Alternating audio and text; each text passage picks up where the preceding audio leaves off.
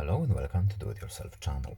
Today I will show you where to find the option and how to enable hearing aid compatibility function and how to turn it off in Samsung Galaxy S24 Plus phone. Where to look for this option? So settings first, then we're looking for accessibility options menu, then hearing enhancements, and here on this list we need to look for hearing aid support.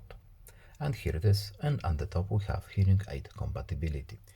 What does this function do? We have very short explanation here.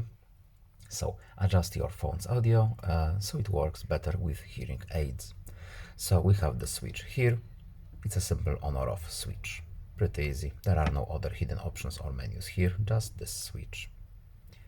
And that's all. I hope this video is helpful to you. Please leave a like and subscribe. Have a nice day and see you in the next video. Goodbye.